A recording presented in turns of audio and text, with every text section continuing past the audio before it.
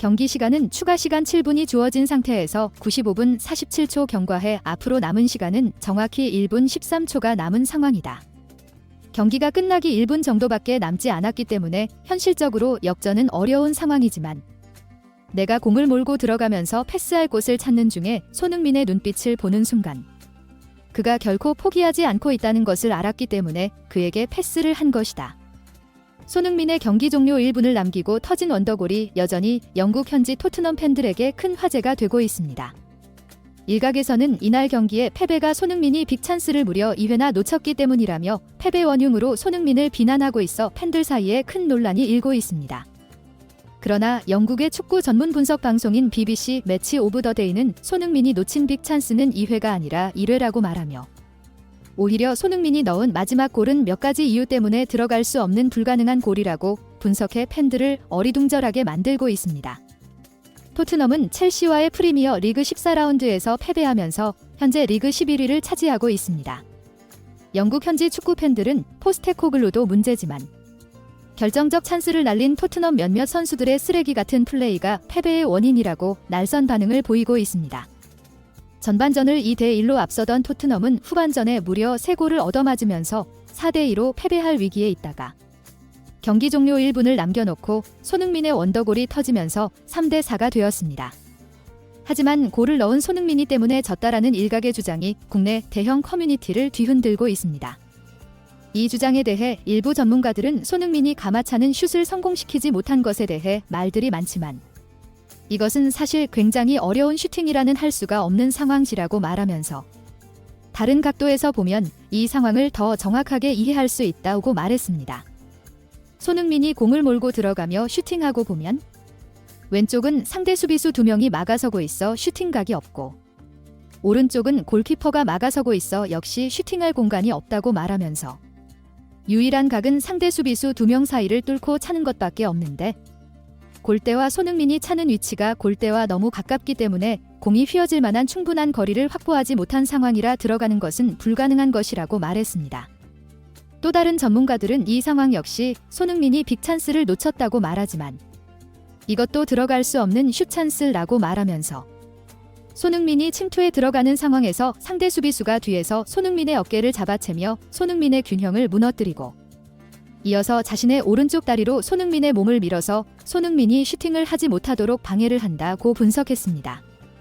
만약 이런 방해가 없었다면 손흥민은 완벽한 노마크 상황을 맞이하면서 바로 슈팅을 할 수 있었다. 상대의 고의적인 파울과 방해 때문에 손흥민은 균형을 잡기 위해 불필요한 스텝을 더 밟아 슈팅할 타이밍과 공간을 잃어버렸고 그래서 상대 골키퍼가 나와 골은 불가능했던 것이다 라고 설명했습니다.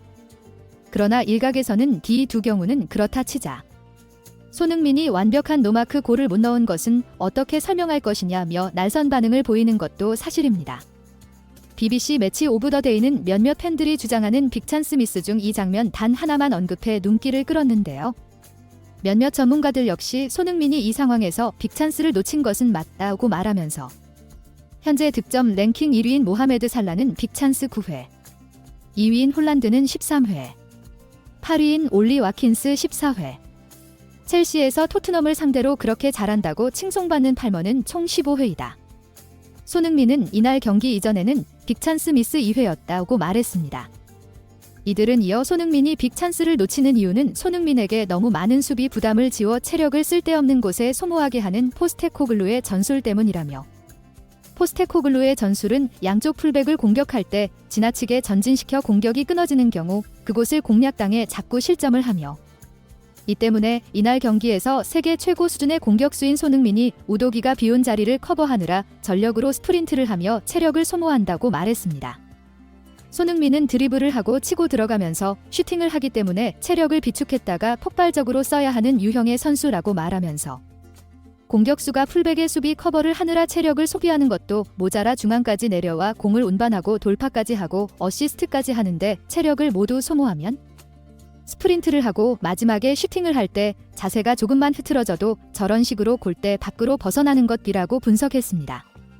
일부 전문가들은 이런 상황 속에서 교체 없이 90분을 풀타임으로 뛰는 동안 손흥민은 체력이 거의 바닥이 났을 것이 분명한데 마지막 언더골을 넣을 때의 집념을 보면 손흥민 때문에 졌다는 말을 하는 것 자체가 추악한 못디라고 반박하면서 영국 현지에서는 손흥민이 어시스트한 것을 날려먹은 랑케와 사르, 그리고 PK 헌납한 비수마의 처참한 플레이가 패배의 원인이라고 지목하고 있다라고 설명했습니다.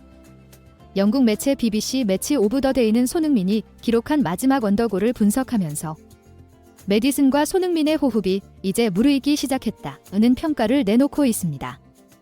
몇몇 전문가들은 손흥민의 마지막 골은 많은 것을 시사한다고 말하며 손흥민이 주장으로서 팀원들에게 끝까지 싸워야 한다는 메시지를 전달한 것이라고 말했습니다.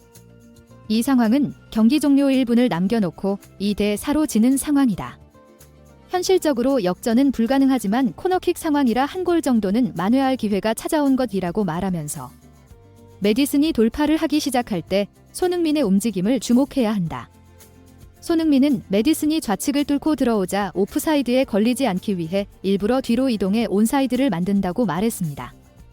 그리고 메디슨이 사이드로 치고 들어오는 것을 보며 골문을 바라보고 상황을 파악하며 골이 들어갈 수 있는 좀 더 좋은 슈팅 각도를 찾아 들어가 메디슨의 패스를 받으려고 사이드 스텝을 밟으며 이동하는데 이 복잡한 좁은 공간에서 이 위치를 찾아 들어간다는 것 자체가 믿을 수 없는 손흥민의 축구 지능을 엿볼 수 있는 것이라고 말했습니다.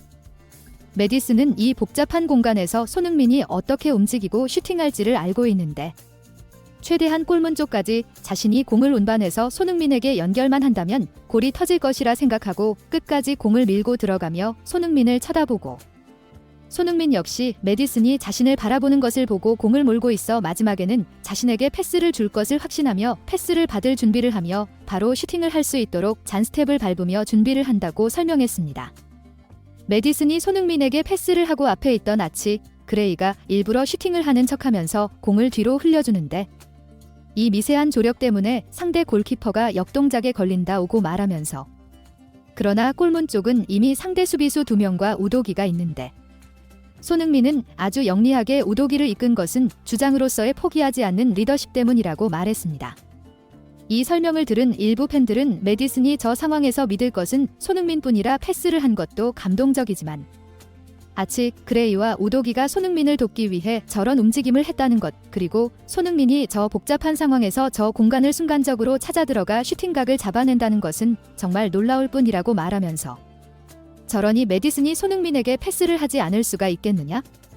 시즌 초반에는 자신이 슈팅만 하려고 했는데 이제는 손흥민을 돕는 어시스트도 하는 걸 보니 철이 들었나 보다라고 말해 많은 팬들의 공감을 얻었습니다. 구독 및 멤버십 가입은 매일 더 나은 영상 제작의 열정을 타오르게 합니다.